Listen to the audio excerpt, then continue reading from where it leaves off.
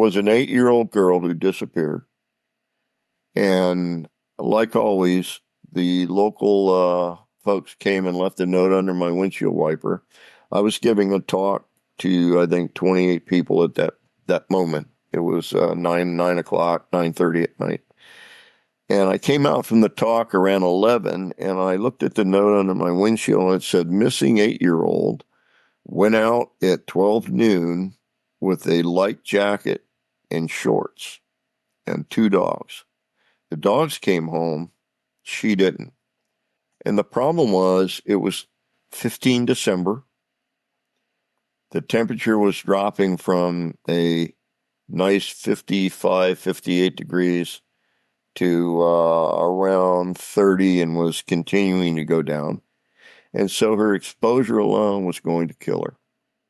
So I went to the site, and the rescue trailer was there with all, the yellow tape, all this stuff. And I picked up a map, and I put an X on the map and said, go there right now and you will find her. And I started to go under the tape to give it to the sheriff, because that's what I always did. And a deputy stopped me and he said, I'm sorry, Joe, the new sheriff wants nothing to do with psychics. And I said, just give him no, I can't give him anything and say it's from a psychic. I said, okay, give it to him and say it's from a manhunter or something. He wouldn't take it. So I stood there until 2 a.m. in the morning, and the game warden came by, who knew me from years, and I had helped him capture some poachers once. And he said, what are you doing here? And I told him, and he said, give me your map. I'll make sure he sees it. So I gave him my map. 7 a.m. the next morning, I got a phone call. Report to the search trailer, which I did. The sheriff wanted to arrest me because they went to the X that morning and found her sneakers and her jacket. The only way I could know it was there is if I put it there. From that point on, all I could say was, I want a lawyer. That lasted for about 3 hours.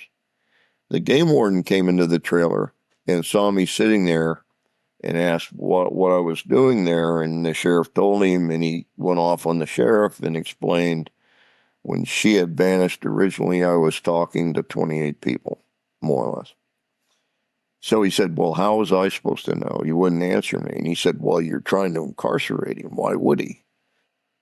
And then he asked me, he said, I gave him a phone number to call in Washington. So he called the phone number and got his butt chewed pretty good. And then he said, all right, if you're so smart, where is she now? And I went over to the search grid and I put my finger on it.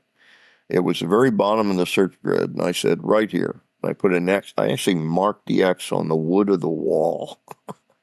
And he said, oh, no. Now we have to change the search grid. And I said, no, you don't. I know exactly where that is. Let's just go in and get her. No. We got to change the search grid. And then we have to send in the dog teams for scent. And we can't have anybody in there with the dog teams. So they did all of that. That's 4 more hours. Now we're in the midday of the second day. And he finally succumbed to the idea, with pressure from the game warden, to go look. So he sent 2 teams in. It was a canyon area. He had them go in from both ends. They had to rope in because there was no place to land the helicopter. So they went in from both ends, and I marked both maps with my X, and I told them, both teams, I said, go to this location where the X is as fast as you can. Look while you go, but get there. So they went there. There was nothing there, so they started searching the area.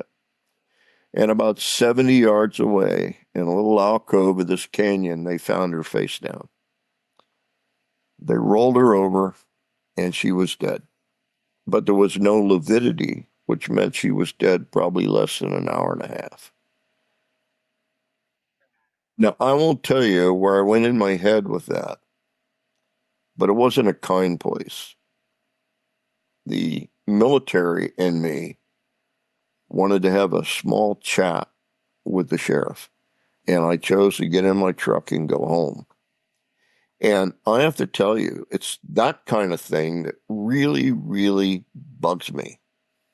They may not like psychics because a lot of psychics are full of crap. However, if there's the most remote chance of finding someone, why wouldn't you take it? It I don't understand that. And that's why it just I don't like getting into the why or why not argument because it upsets me a great deal because I've seen too much of the why not. And it's usually based on stupidity. And it's sad. So other people, I get calls from sheriffs sometimes, missing child. And once I was in Las Vegas or something, I got a call. I told them where to go and what to do, and they called me back and said, "Look, it's a 7-year-old or a 5-year-old. I can't remember now, but they never go uphill." My deputy went to a some kind of a place where he took a lesson on missing kids, and kids that young, under 10, I think it was, never go uphill. I told her just go do it herself then. So they did, and they went uphill and they found the kid. His father told him, if you ever get lost, go to the nearest light and wait for me. The only light was on the back of an unoccupied cabin. They had left the back light, the back door light on. And so the kid went uphill and fell asleep on the back of the cabin porch. So it's like, where do you go with that? It makes you tired.